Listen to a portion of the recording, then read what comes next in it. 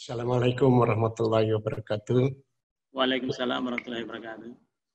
Good afternoon.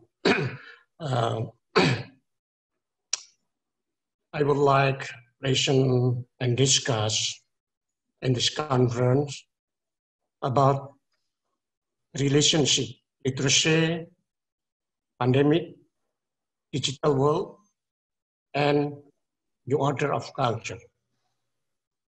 Okay, therefore, let me present and discuss this topic in Indonesian as official language. Bapak Ibu hadirin yang mulia, seperti tadi sudah disinggung oleh moderator, saya akan menyampaikan materi kaitan antara literasi, pandemi, dunia digital, dan tatanan dunia baru.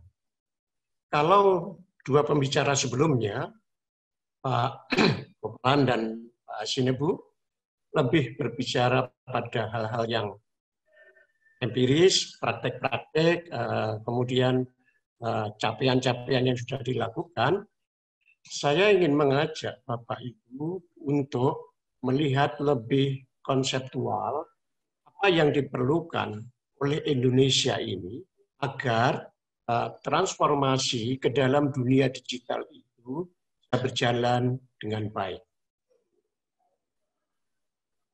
Bapak Ibu sekalian, kita harus sadar bersama mengapa transformasi ke dunia digital itu harus dilakukan. Bahkan sekarang memerlukan percepatan transformasi masuk dalam dunia digital. Itu tidak lain karena kita menghadapi suatu kehidupan, suatu tatanan kebudayaan, kehidupan yang serba tidak terduga, serba tidak pasti, penuh kemenduaan, ambiguitas, penuh kompleksitas. Nah, ini harus kita sadari bersama. Semua secara tiba-tiba datang pada kita. Saya kira itulah yang disebut disrupsi. Sebenarnya kalau kita cermati, ada banyak disrupsi, ada banyak guncangan besar yang sedang melanda Indonesia, mungkin juga negara-negara lain. Saya ingin berbicara dalam konteks Indonesia saja. Nah, saya mencatat ada 5 disrupsi zaman sekarang yang melanda Indonesia. Pertama, disrupsi sains kealaman yang begitu luar biasa, mengubah lanskap, mengubah bentang peradaban kebudayaan perilaku kita. Yang kedua, disrupsi bioteknologi. Kemajuan-kemajuan bioteknologi itu membuat tatanan kebudayaan secara khusus dalam pembicaraan kita dalam forum yang terhormat ini adalah penerapan bioteknologi di dalam bidang pendidikan. Tentu saja yang paling mengharu-biru kita dan kita sambut dengan sukacita tapi juga dengan penuh kecemasan adalah disrupsi teknologi digital. Berikutnya adalah disrupsi teknologi komunikasi dan informasi.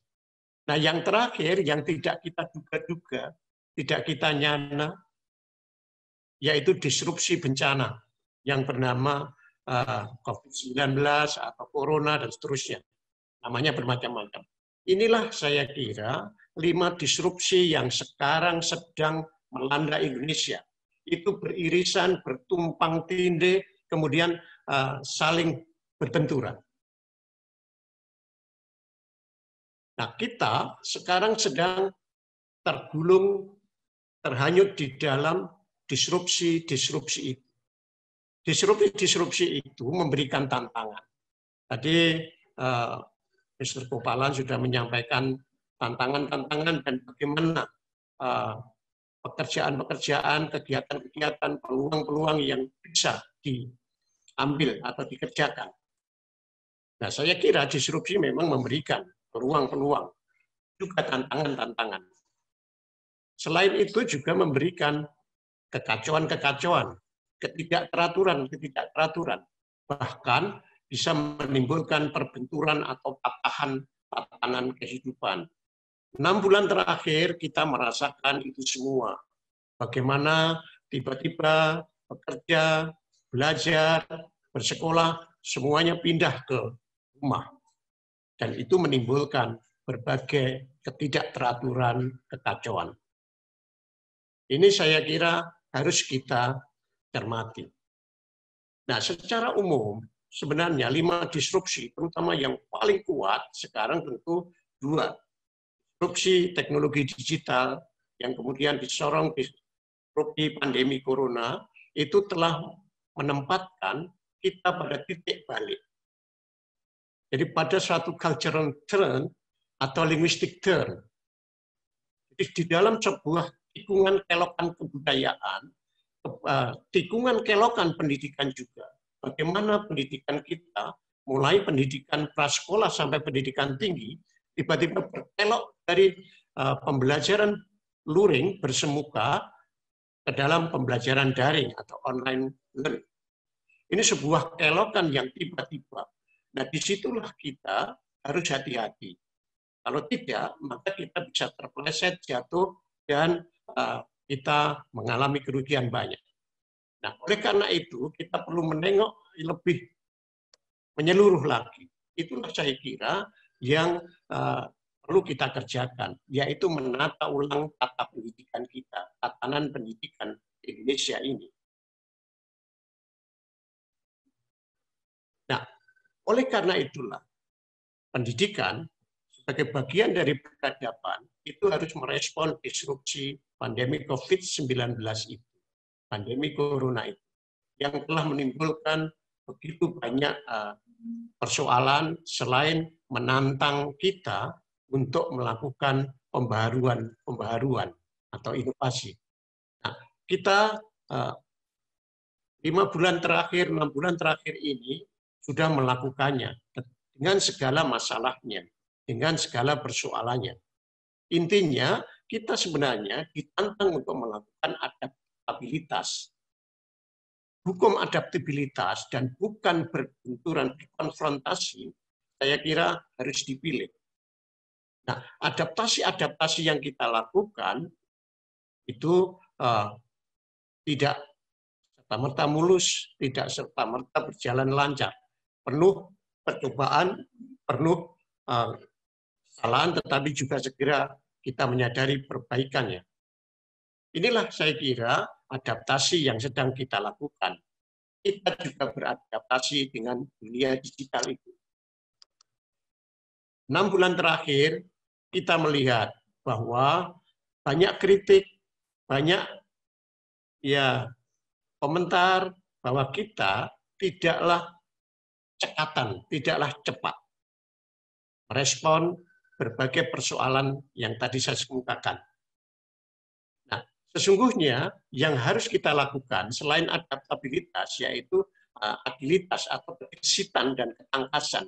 Kegesitan dan ketangkasan kita di dalam menata kembali pendidikan, kebudayaan secara umum, itu ditantang pada masa pandemi ini. Nah, kita tiba-tiba harus melakukan satu kebiasaan baru. Kita ditantang untuk menata suatu tatanan kebudayaan, tatanan pendidikan, dan itu proses adaptasi kebiasaan baru. Nah, di dalam proses itulah kita tidak selalu paham. Saya kira perubahan-perubahan kebijakan, perubahan-perubahan program itu menggambarkan bahwa kita semua, baik masyarakat maupun pemerintah, itu sedang belajar. Belajar persoalan itu tidak selalu mulus.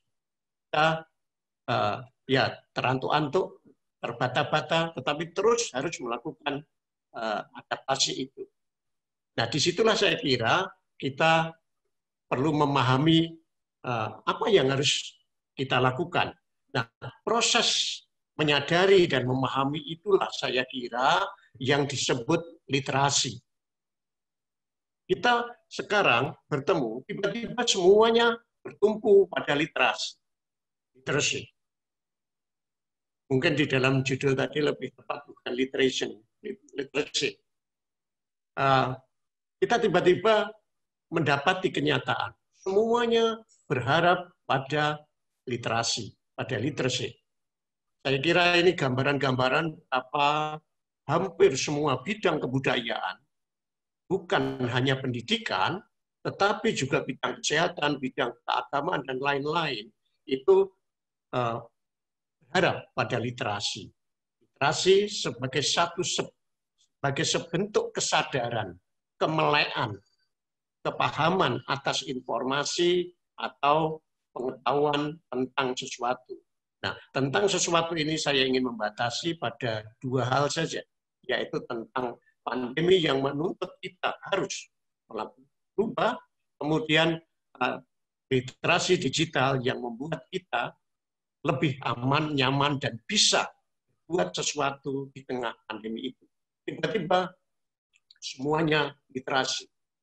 Pemerintah Indonesia dan masyarakat Indonesia juga seperti tergopoh-gopoh mencanangkan berbagai kegiatan dan gerakan yang bernama literasi itu.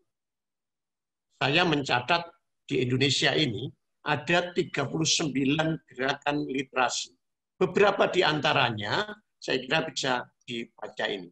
Nah, salah satu yang digencarkan adalah gerakan literasi digital. Kementerian Infocom, Kementerian Keuangan, bahkan sekarang Kemdikbud, Kementerian Pendidikan dan Kebudayaan juga menggelurakan gerakan literasi.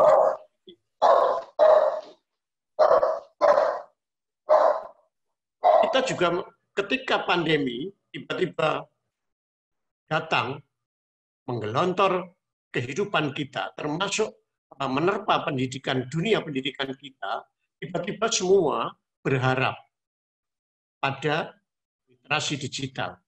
Dunia digital dengan literasi digitalnya seolah-olah menjadi gua, tempat kita menyelamatkan diri di tengah pandemi itu. Disitulah saya kira kita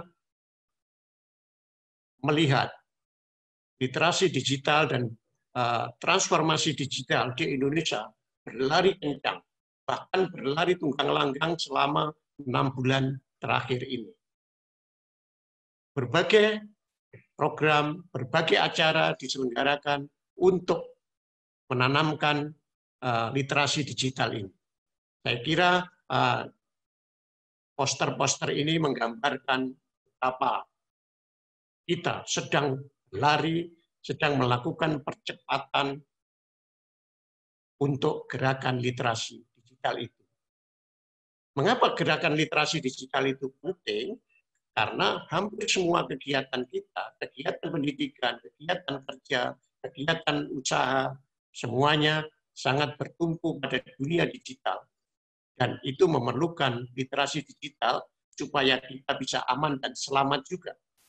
Karena kalau kita tidak literat secara digital, maka kita hanya berlari dari pandemi tetapi masuk ke dalam persoalan yang lain. Dalam pepatah kita berlari dari mulut singa ternyata masuk mulut buaya. Karena kita juga tidak paham tentang dunia digital itu. Saya kira itulah sebabnya literasi digital menjadi sangat mendesak untuk kita gelurakan. Nah, keadaan di Indonesia tidaklah merata. Sekarang keadaan di Indonesia ini tidak merata. Literasi digital, apalagi transformasi digital, itu secara budayawi, secara kultural, itu memerlukan prasyarat-prasyarat. Prasyarat simbolis, prasyarat sosial, dan prasyarat material. Nah, literasi digital hanya mungkin dikuasai dengan baik oleh masyarakat Indonesia, oleh kalangan pendidikan, jika kalangan pendidikan, kalangan masyarakat itu memiliki pikiran digital, memiliki pola pikir digital, memiliki sistem berpikir digital secara simbolis. Nah, saya kira di sinilah kita semua menemukan persoalan itu. Ketika terjadi perbenturan antara orang tua dengan pihak sekolah, sebenarnya karena kedua institusi sosial itu belum pada pikiran digital mindset yang sama, belum dalam digital thinking yang sama. Akhirnya timbul perselisihan, timbul percekcokan, saling menyindir dan seterusnya. Nah, saya kira selain hal-hal teknis, material yang disampaikan oleh Mr. Gopalan dan Mr. Sinegu tadi, kita perlu berpikir bagaimana memantapkan prasyarat simbolis untuk memasuki atau untuk memperluas dunia digital itu di dalam diri hidup kita ini, terutama pendidikan. Jadi kita harus membangun satu pikiran digital, digital mind, digital mindset, digital thinking. Ini saya kira yang harus kita lakukan. Tidak hanya itu, kita juga memerlukan prasyarat-prasyarat sosial. Kita harus membangun setiap orang, setidak-tidaknya kalangan pendidikan itu harus menjadi homo digitalis. Ketika kita tetap saja menjadi homo sapien yang hidup di dalam dunia luring atau offline, maka kita akan mengalami perbenturan, mengalami kontradiksi dalam kehidupan sehari-hari. Seperti yang sebenarnya kita temukan sekarang. Misalnya, pembelajaran harus berlangsung secara daring, tetapi kita sebenarnya tidak sepenuhnya berada di dunia itu. Dalam konteks psikologi, kita menjumpai sebenarnya sekarang gejala keterbelahan psikologis. Kita harus hidup, kita harus bekerja, kita harus belajar di dunia digital, tetapi sesungguhnya pikiran perasaan kita masih di dunia konvensional. Nah, inilah tantangan yang sebenarnya tantangan sosial yang kita juga harus membangun etika digital. Etika digital dengan etika konvensional alamiah itu juga berbeda. Nah, inilah yang belum dikerjakan. Saya kira ini pekerjaan dunia pendidikan tinggi, terutama kawan-kawan psikologi, kawan-kawan bimbingan konseling, dan pendidikan pada umumnya. Bagaimana mengembangkan etika digital. Itu berbeda dengan etika luring atau offline. Lain itu sistem komunikasi kita bagaimana? Karena konon, kalau hidup sehari-hari kita ini, sistem komunikasi kita hierarkis. Sistem komunikasi kita berjenjang. Tetapi dengan dunia digital, dengan perangkat-perangkat digital, kita memasuki sistem komunikasi yang mendatar. Kita tidak mengikuti pola hubungan secara vertikal, secara berjenjang, tetapi kita mengikuti pola hubungan secara horizontal, yang sekarang sering disebut netarki. Bukan hierarki, tetapi netarki.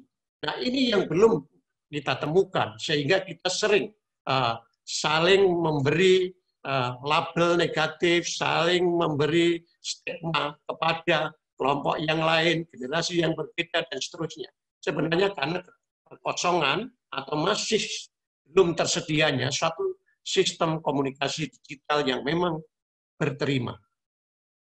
Nah, hari-hari ini kita juga masih dihantui seolah-olah dunia digital itu sebagai tempat pelarian, tempat pengungsian kita. Banyak di antara kita, kalau kita survei, itu setelah pandemi ya kembali lagi ke dunia sebelum digital, sebelum ini. Saya kira itu sesuatu yang mustahil dan tidak mungkin. Yang mungkin adalah kita harus membangun pola pikir kita bahwa dunia digital, akibat revolusi digital, dan akibat lebih parah lagi karena didorong oleh pandemi corona, itu memperluas dunia manusia. Jadi pandemi corona sekaligus revolusi digital itu telah memperluas dunia manusia kita. Kita memiliki dunia baru, bukan hanya dunia alamiah, tetapi disrupsi digital yang membuat kita bisa selamat memasuki dunia virtual ini harus kita tempatkan sebagai perluasan dunia hidup kita. Di dalam bahasa fenomenologi, saya kira itu yang disebut dunia kehidupan. Dunia kehidupan kita, Lebenswelt atau life world, itu meluas. Nah, tantangan kita adalah membangun sebuah imajinasi bagaimana kita sekarang bisa hidup di tiga dunia ini. Dunia alamiah, dunia virtual, dan dunia hibrid, dunia campuran, sama-sama nikmatnya, sama-sama mudahnya. Kita, kalangan pendidikan, baik guru maupun siswa, baik dosen maupun mahasiswa, harus bisa menjadi pejalan ulang-alik atau petualang di antara dunia ini. Dan itulah saya kira yang menjadi tantangan kita semua. Bapak, Ibu, hadirin semua, marilah kita melihat Indonesia itu sangat luas. Kalau kita naik pesawat dari Sabang sampai Merauke itu memerlukan waktu 12 jam. Dari Miangas sampai Pulau Rote memerlukan waktu 8 jam. Sungguh sangat luas. Keadaannya bukan hanya kesenjangan kebudayaan secara umum, tetapi juga kesenjangan fasilitas sarana prasarana digital. Nah, oleh karena itu saya mencoba memilah menjadi 4 kuadran dunia kita. Ada dunia lisan kita yang sampai hari ini belum mengenal dunia digital. Revolusi digital itu juga belum. Waktu digital tidak dimiliki. Bahkan waktu-waktu modern pun tidak. Kita juga memiliki wilayah masyarakat yang kebudayaannya masih lisan, tidak mengenal. Nah, ini saya kira yang dunia tulis, yang biasa kita sebut dunia sehari-hari, tempat pendidikan beratus-ratus tahun terjadi dan menjadi ruang pendidikan kita. Dan sekarang kita dipercepat masuk ke dalam dunia digital. Ini sebagian. Memang jumlah HP menurut Bappenas sudah 2 kali jumlah penduduk Indonesia. Pengguna internet sudah 150 juta lebih. Tetapi wilayah kita sebenarnya terbagi menjadi 4. Kesenjangan keempat ini memiliki kesenjangan-kesenjangan. Saya kira ini tantangan bagi misalnya kawan-kawan di IKLI, kawan-kawan di UIGLI, tadi kemudian orbitnya Pak Gopalan, nanti tantangannya di sini. Bagaimana menggarap dunia 3 kuadran dunia ini. Kalau tidak, maka penerapan pembelajaran daring, pembelajaran jarak jauh dengan itu akan menimbulkan dampak-dampak negatif yang tidak kita inginkan. Saya kira itu harus kita kerjakan dengan segar. Oleh karena itulah kita harus membangun tatanan kebudayaan baru, khususnya literasi digital tadi, dengan basis literasi digital. Saya kira kita harus, ini sudah umum, kreatif, konstruktif, dan seterusnya. Saya ingin melewatinya dan saya ingin apa yang harus kita lakukan untuk memperkuat dunia digital itu. Nah, saya kira penguatan tata kehidupan baru, tata pendidikan baru, tata pembelajaran baru, melalui gerakan literasi digital itu sangat diperlukan. Nah, lembaga kajian seperti UIDLI UM, kemudian ya forum-forum seperti ini, saya kira perlu terus membincangkan tentang literasi digital, tetapi literasi digital tidak akan berjalan tanpa fondasi literasi yang lain. Nah, kemudian pengarus utamaan. Ada bagian-bagian wilayah kita yang belum mengenal, memahami dengan baik dunia digital itu, kemudian bagaimana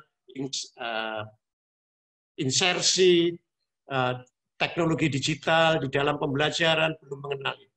Nah, inilah saya kira peluang, ruang, dan tugas kegiatan-kegiatan literasi digital. Nah, bukan berarti tidak ada, baik pemerintah maupun masyarakat, kelompok-kelompok sosial, komunitas-komunitas literasi, itu sudah melakukan berbagai usaha. Tapi kita melihat bahwa penguatan literasi digital itu di tempat kita lebih banyak pada ritualnya. Ritual itu saya kira webinar seperti ini, kemudian festival-festival itu bagian-bagian ritual. Kita memerlukan penguatan literasi digital sebagai suatu aksi. Bagaimana menutup kesenjangan sarana dan prasarana digital.